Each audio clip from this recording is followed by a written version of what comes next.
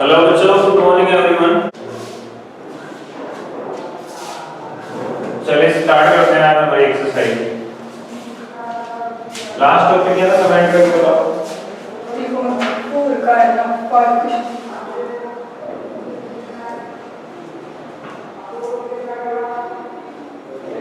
Exercise 3.4 running में था बेटा, 50 क्वेश्चन था हमारा। फोर्थ क्वेश्चन में देखो, एक मिनट आपको ये बताना था,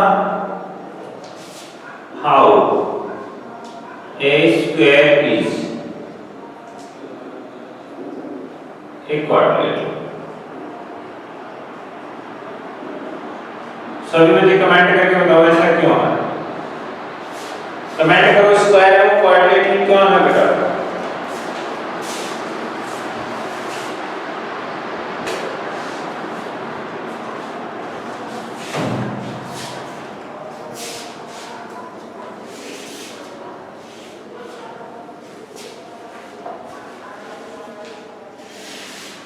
चलो मैं रीजन देता हूं, because it's all sides are equal. Second, because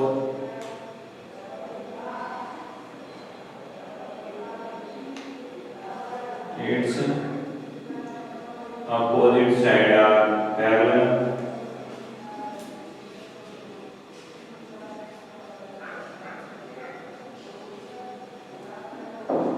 Because it have two diagonals.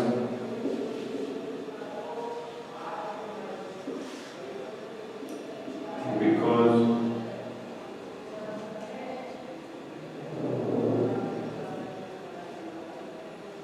it have four sides.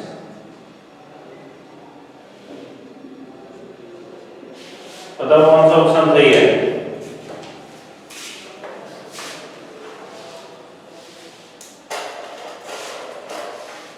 जो भी ऑप्शन करेक्ट है उसका नंबर बताओ सभी, कमेंट बॉक्स में बताओ।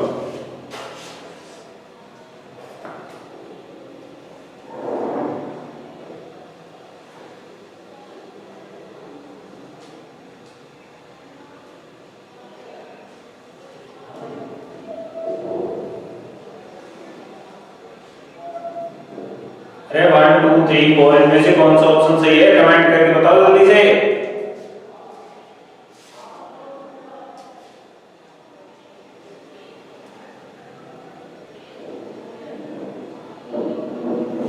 क्या एक ही बच्चे को पता है और सभी बेवकूफ हैं क्या।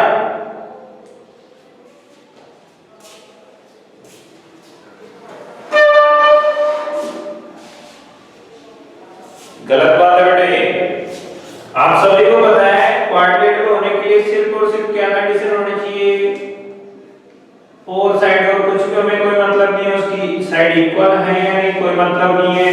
अपोजिट साइड पैरेलल है या नहीं है, इससे कोई मतलब नहीं है। उसके डायगोनल इक्वल है या नहीं है, कोई मतलब नहीं है। लेकिन फोर साइड होना जरूरी है, तो ओनली इसी वजह से ये स्क्वायर है। स्क्वायर जो क्वाड्रेटिक का रोल करता है, because it have four sides, that is the reason for what square is a quadrilateral। समझ गए बात को। तो स्क्वायर को क्वाड्रेटिक क्यों बोला जाता है, because according to definition of quadrilateral a polygon which have four sides is called a quadrilateral। मतलब हमें सिर्फ ये जान देना है कि फोर साइड वाला कौन है, स्क्वायर फोर साइड वाला है, इसलिए वो क्वाड्रिलेटरल है। बाकी चीजों से हमें कोई लेना देना ही नहीं है। समझ गए। तो क्या कहोगे, because it have four sides therefore it is called a quadrilateral। Clear है बच्चों, जिनको समझ में आ गई बात हम सब कर दो जल्दी से।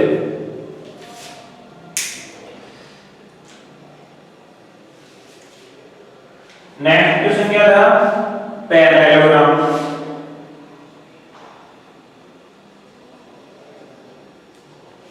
तो पैरेललोग्राम क्यों है, इसका रीजन बताओ। कौन सा ऑप्शन आएगा इसमें,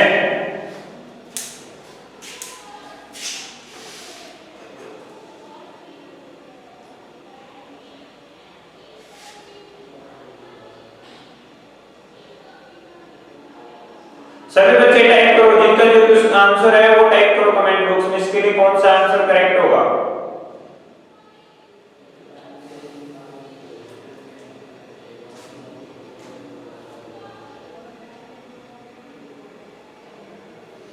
फिर से वही गलती दोहराए काफी बच्चे। इस बार आप पैरेललोग्राम पे जाओगे तो पैरेललोग्राम के डेफिनेशन में क्लियरली लिखा है a quadrilateral which have opposite sides are equal and parallel. तो यहाँ पे इक्वल का तो साइन कहीं पे भी नहीं है, देखो इसमें ऑल साइड इक्वल लिखा है, जबकि पैरेललोग्राम में अपोजिट साइड इक्वल होती है। यहाँ पे क्या लिखा है? टू डायगोनल इक्वल होते हैं, जबकि पैरेललोग्राम में इक्वल हो भी सकते हैं और नहीं भी हो सकते। यहाँ पे क्या लिखा है? फोर साइड्स होती हैं, ठीक है होती हैं, लेकिन एग्जैक्टली उस चीज को डिफाइन नहीं कर पा रहे, बिकॉज़ फोर साइड तो स्क्वायर में भी और बाकी के क्वाड्रेटिक में भी हो सकती है, लेकिन वो सभी पैरेललोग्राम तो नहीं है ना। तो उसको एग्जैक्टली डिफाइन करने के लिए कौन सही बेटे? Second number option, because it's opposite sides are parallel. तो अपोजिट साइड के जो पेयर होते हैं सिर्फ और सिर्फ पैरेललोग्राम या फिर स्क्वायर या फिर रेक्टेंगल में ही पैरेलल होते हैं, समझे बेटा? और ये सारे के सारे पैरेललोग्राम हो सकते हैं। तो इसके लिए करेक्ट आंसर का जो ऑप्शन आएगा सेकंड ऑप्शन आएगा। जिन बच्चों को समझ में आ गया थम्स अप करो जल्दी से।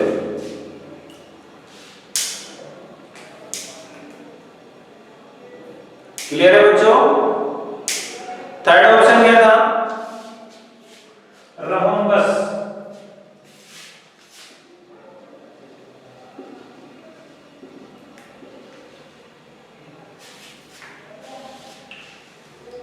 तो बेटे फोर साइड वाला तो पॉसिबल नहीं है। रोम्बस में दोनों डायगोनल इक्वल भी नहीं होते, इसकी अपोजिट साइड पैरेलल होती है, बिल्कुल सही बात है, लेकिन इसकी सभी साइड इक्वल होती हैं। तो इसमें दोनों ऑप्शन करेक्ट हैं, 1B और 2B। अगर ये दोनों दिए होंगे तो इसके लिए स्पेशल ऑप्शन क्या बनेगा लास्ट वाला? फर्स्ट एंड सेकंड बोथ, ठीक है? तो आप किस पे टिक लगाते हैं? 5 पे। समझ गए बेटा? तो रोम्बस में क्या होता है? सभी साइड इक्वल होती हैं और अपोजिट साइड पैरेलल भी होती हैं। क्लियर है बच्चों? जिनको समझ में आया थम्स अप करो जल्दी से। अब बात करते हैं रेक्टेंगल की। तो रेक्टेंगल में क्या होता है बेटे? Opposite sides are parallel and equal. तो फिर सेकंड वाला ऑप्शन आता था, बिकॉज़ इसकी सभी साइड इक्वल नहीं होते। ये भी सही है, बिकॉज़ इसके दोनों डायगोनल इक्वल होते हैं, समझ गए? तो फिर इसमें यहां पे क्या आता है? 2 एंड 3। ये वाला भी सही है, इसके लिए अपोजिट साइड इक्वल और पैरेलल होती हैं, और ये वाला भी सही है, इसके दोनों डायगोनल इक्वल होते हैं। जिन बच्चों को समझ में आ गया जल्दी से थम्स अप कर दो।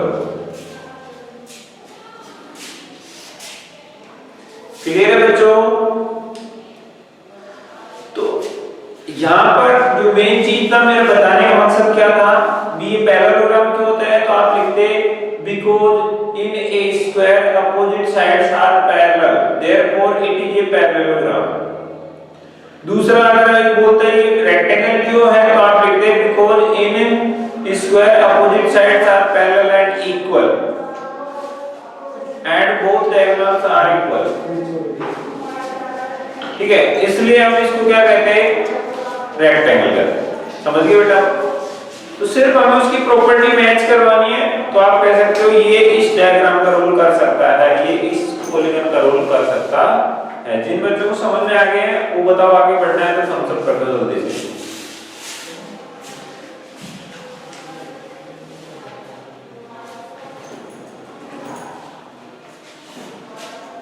ठीक है बेटा? नाइस। तो आज हम करेंगे क्वेश्चन नंबर 6। फिफ्थ वाला आपने कर लिया कि नहीं? कमेंट करके बताओ। अगर कर लिया फिफ्थ वाला क्वेश्चन तो यस टाइप करो, अगर नहीं किया तो बोलो, करवाता हूं फिर मैं।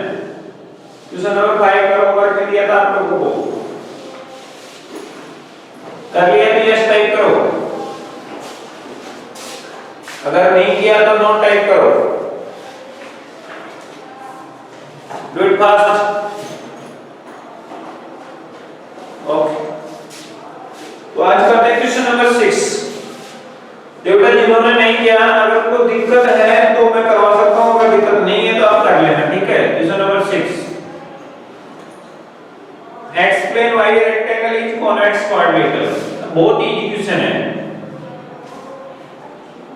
क्वेश्चन तो आप लिख लोगे, या आंसर लिखना। Because all diagonals of rectangle are in interior part and every interior angle is less than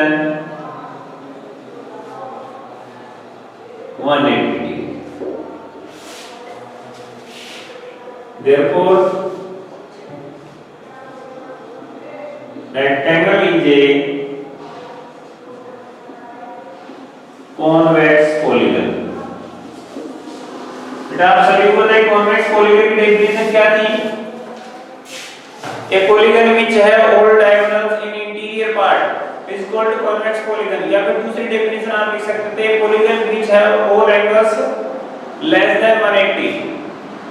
तो यहाँ पे हमारे जो रेक्टेंगल होता है उसके अंदर दोनों ही प्रॉपर्टीज पाई जाती हैं। इसके सभी डायगोनल अंदर के साइड में होते हैं, दूसरी बात इसके जो सभी एंगल्स हैं उनकी वैल्यू 180 से कम होती है। ठीक है बच्चों, जिनको समझ में आएगा जल्दी से आंसर कर दो, हम आगे बढ़ते हैं।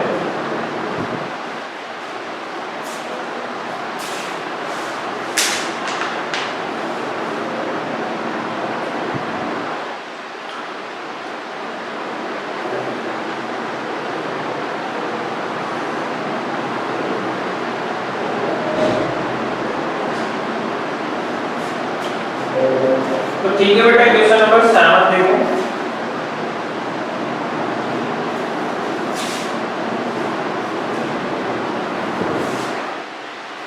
ABC is a right angle triangle and O is the midpoint of side opposite to the right angle. Explain why O is equidistant from A and B and C.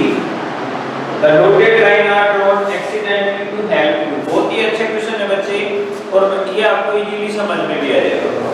देखो, एक राइट एंगल ट्रायंगल है इस type से,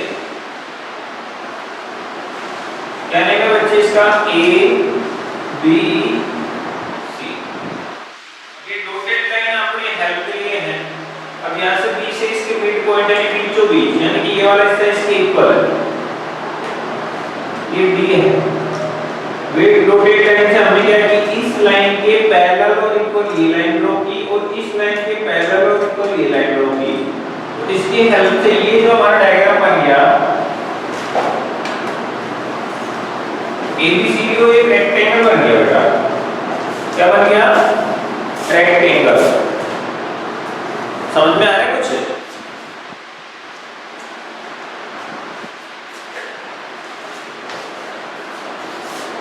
क्या बन गया बेटे? Rectangle.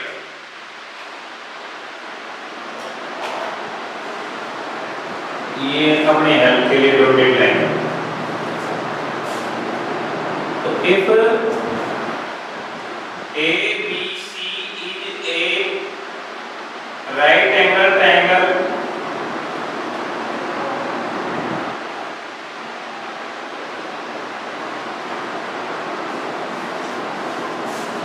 then we draw a triangle ABC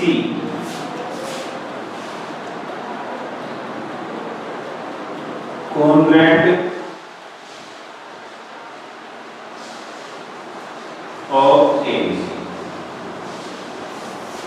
congruent का मतलब है उसके ही जैसा, सेम साइज का। तो बेटा आपको मैं बता दूं, जब भी आप किसी भी रेक्टेंगल के 2 पार्ट करते हैं ऐसे डायगोनल से, तो ये जो ट्रायंगल बनता है ये वाला और ये वाला दोनों सेम टू सेम होता है, डिट्टो कॉपी। देखो ये एल बी होती है और ये एल होती है, इसमें भी ये एल होती है और ये बी होती है। बात समझ में आ रही है? तो कहने का मतलब कॉन्फ्रेंट होते हैं। कॉन्फ्रेंट वर्ड जो है आपके सामने आया है तो ठीक है, नहीं आया तो आपको धीरे धीरे पता चल जाएगा। कॉन्फ्रेंट का मतलब हिंदी में होता है सर्वांग सम, सर्व अंग समान। समझिए, सभी अंग समान मतलब all parts are equal, angle भी इक्वल, साइड की वैल्यू भी इक्वल। कहने का मतलब हमारे पास ये जो ABCD जो बन गया है, एक रेक्टेंगल बन गया। Therefore ABCD is a rectangle. समझ गए बेटा? अभी रेक्टेंगल है, सो AC and BD are diagonals।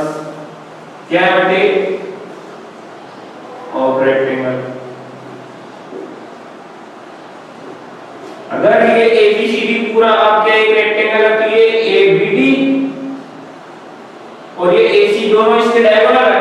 और बेटा आप डायगोनल की प्रॉपर्टी याद करो रेक्टेंगल में, both diagonal are equal and bisector.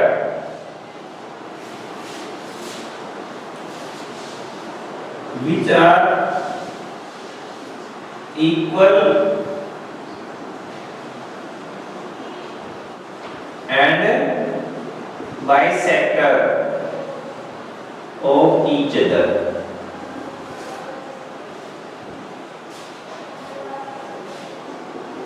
तो आपको पता है, मान लो ये 10 का है, ये भी 10 का होगा, और बाइसेक्टर मतलब हाफ हाफ में बटेंगे। ये भी 5, ये भी 5, ये भी 5, ये भी 5। हमें ये तो बताना था। देयरफॉर ये वाला हिस्सा क्या है बेटे? AO, ये वाला हिस्सा OC और ये वाला हिस्सा क्या है? BO। तीनों क्या होंगे बेटे? इक्वल होंगे। ये हमें प्रूव करना था। ये तीनों इससे बराबर है, ये हमें बताना था बेटे। जल्दी से नोट डाउन करो।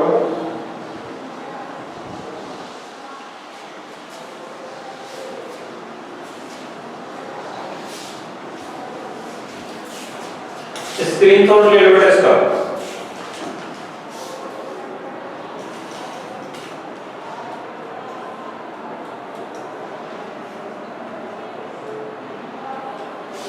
नीचे के दिख रहा है बेटा?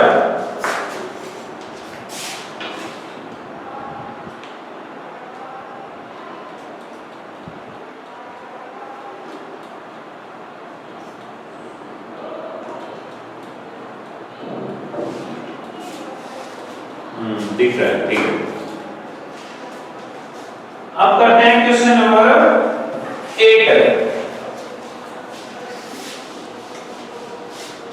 ये समझ में आए? एक बार थम्स अप करो, अगर रिपीट करना है तो वो बता दो।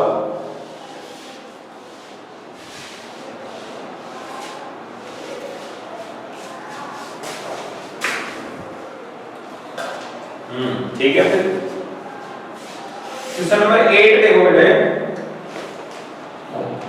ये एक रेक्टेंगल दिया हुआ हमें,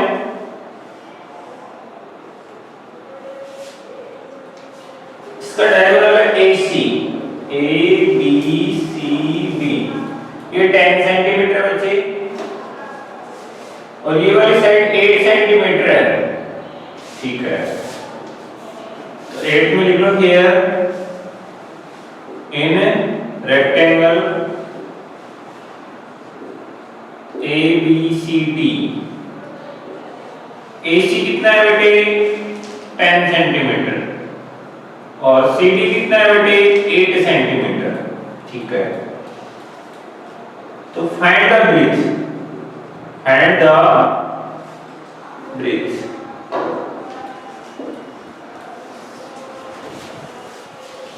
बहुत इजी क्वेश्चन है, याद करो पाइथागोरस थ्योरम को जल्दी से।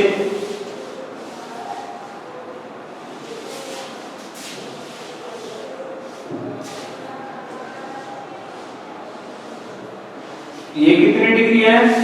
90 डिग्री। ये A, ये D और ये C मैंने इस बार अलग निकाला है आपको समझाने के लिए। ऐसा ही रखना है आपको, तो मैं सिर्फ आपको समझाने के लिए। ये कितना था बेटे? 10 सेंटीमीटर। ये 8 सेंटीमीटर। याद करो बेटा मैंने पाइथागोरस थ्योरम में बताया था h² = p² + b²। तो h कौन सा था, 90 डिग्री के सामने h था हाइपोटेन्यूज, जिसके ऊपर 90 बन रहा था वो p था, सो b, ये b हो गया, और जो खड़ा था वो p हो गया, या फिर इसको b मान लो इसको p, कोई फर्क नहीं पड़ता उससे, सिर्फ ये कॉमन होना चाहिए, 90 के सामने h ही मानना है। ठीक है बच्चों, तो tan और x का रोल करेगा तो ये फॉर्मूला लगा दो। तो आप देखो because ADC is a right angle triangle, therefore by Pythagoras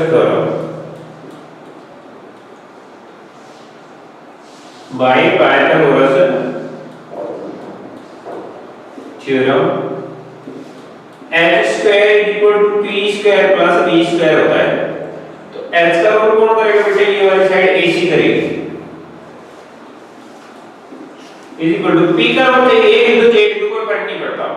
तो p का रोल मान लो ये कर रही है, क्या ये AD ना, तो उसका स्क्वायर, प्लस b का रोल ये कर रही है तो ये CD का स्क्वायर। AC की वैल्यू कितनी है बच्चे, 10, तो 10 का स्क्वायर = AD की वैल्यू हमें नहीं पता तो AD रहने दो, उसका स्क्वायर, प्लस DC की वैल्यू 8 है तो 8 का स्क्वायर, तो बेटे 10 का स्क्वायर 100 हो गया, ये AD² प्लस 8 का स्क्वायर 64 हो गया। 64 को इधर लेके आता है 100 में से 64 माइनस हो जाएंगे, इधर बचेगा 80 का स्क्वायर, AD² बराबर होता है बेटे 36, इसको आप 6 का स्क्वायर लिख सकते हैं, AD² बेटे 6 का स्क्वायर 36 होता है ना, इसको 6 का स्क्वायर लिख सकते हो, स्क्वायर से स्क्वायर गया, तो AD की वैल्यू कितनी है बेटे 6, आप लिख सकते हो therefore breadth AD कितनी है बेटे 6 सेंटीमीटर, ये हमारा आंसर।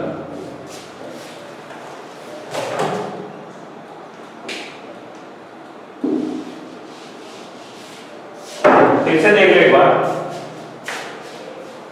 एक रेक्टेंगल है जिसके सभी एंगल 90 होंगे, ये भी और ये भी, तो हमें तो इससे ध्यान देना है, ये 90 डिग्री है तो इसके सामने ये हाइपोटेन्यूज होगी, क्योंकि ADC एक ट्रायंगल है और ये 90 डिग्री है, तो ये राइट एंगल ट्रायंगल हो गया, राइट एंगल ट्रायंगल है जिसकी टू साइड हमें दी हुई है, थर्ड वाली निकालनी है, तो पाइथागोरस थ्योरम होती है h² = p² + b²। तो h कौन सा है जो 90 डिग्री के सामने रहेगा, ये 90 डिग्री है, इसके सामने AC हमारा h है, तो h² की जगह AC लिखा मैंने, फिर इसको p मान लिया AD को और इसको b, आप इसको p मान सकते थे, इसको भी उल्टे सीधे इसको करना नहीं पड़ता, सिर्फ h सेम होना चाहिए, तो h की जगह AC, p की जगह AD और b की जगह DC आ जाएगा, इनके स्क्वायर करोगे तो AC की वैल्यू 10 है तो 10 का स्क्वायर, AD की वैल्यू कितनी है बेटे कुछ नहीं है तो AD रहेगा, DC की वैल्यू 8 है तो 8 का स्क्वायर, इसको सोल्व करोगे AD की वैल्यू 6 आएगी, और ये AD जो है वही ब्रीथ है इसकी, ये लेंथ है और ये ब्रीथ है इस रेक्टेंगल की, तो ब्रीथ कितनी आएगी बेटे 6 सेंटीमीटर। इन बच्चों को समझ में आया तो हम सब करो जल्दी से, और इसका स्क्रीनशॉट ले लो बेटा, डू इट फास्ट, तो सिग्नल देखो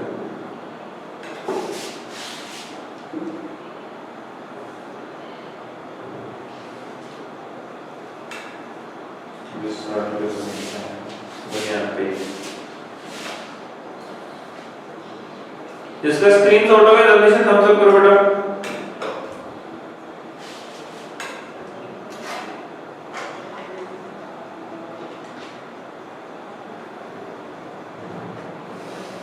ठीक है बेटा, अब है क्वेश्चन नंबर 9 है क्या?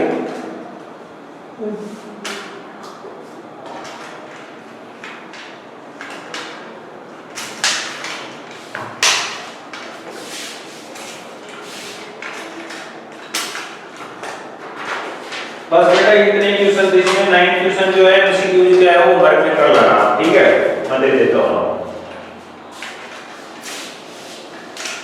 क्वेश्चन नंबर 9 एमसीक्यूज में है जो वर्क में करके लाना है, बाकी इसकी डेफिनेशन वगैरह सभी बच्चों को डिफरेंस है।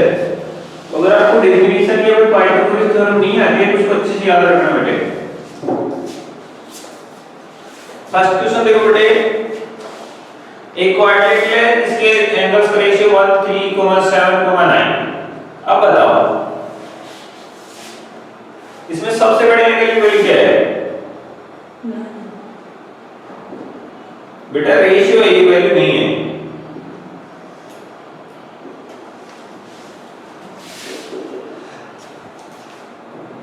ऑप्शन है आपके पास 63, बी है 72, सी है बेटे 81 और डी है none of these.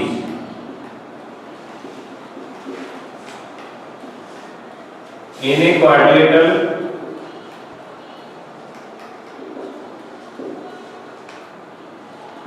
angles ratio is, और कैसे इंटीरियर एंगल। जल्दी बताओ बेटा। सेकंड क्वेश्चन है, लेंथ ऑफ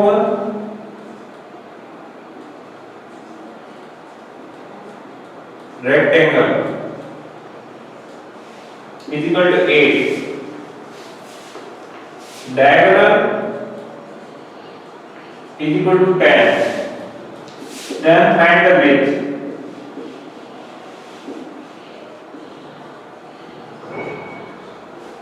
आंसर में बच्चे ए में 5, बी में 6, सी में 7 और डी में 8 कर लो। थर्ड क्वेश्चन है बच्चे, how many diagonals are in hexagon. Hexagon में कितने डायगोनल होते हैं? कमेंट करके बताओ। ए 6, बी 8, सी 9 और डी है 10। नेक्स्ट क्वेश्चन है डी,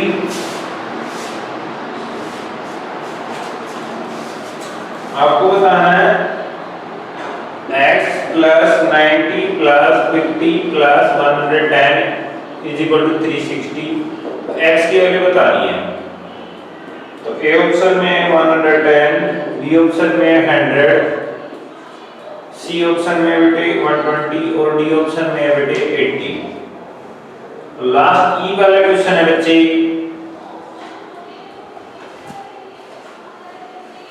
एक काइट है, how many sides? A option में 2, बी ऑप्शन में 4, सी ऑप्शन में 3 और डी ऑप्शन में है 6। जल्दी से बताओ। ठीक है बेटे, इसी के साथ हमारी ये एक्सरसाइज खत्म होती है।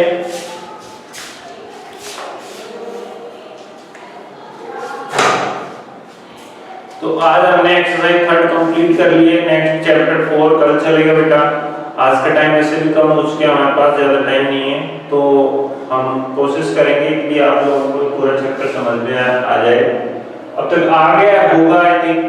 फिर भी अगर कोई डाउट रहता है तो आप मुझे कमेंट करके बता सकते हैं। ठीक है बेटा, ये क्वेश्चन आप होमवर्क में कर लेना। बाकी चीजें पीछे का वापस रिवाइज करना है आपको टाइम पे 1 वीक में या फिर 10 डेज में आपको चैप्टर को फिर से देख लेना, हर चैप्टर को देखना है। क्योंकि बेटा ये ऐसी चीजें, इनको अगर आप रेगुलर टच में नहीं रहोगे तो आप इनको धीरे-धीरे भूलते जाओगे। ठीक है, इनको हमेशा रिवाइज करते रहो। आज की वीडियो में इतना ही बेटा, मिलते हैं नेक्स्ट वीडियो में, तब तक के लिए बाय, सी यू।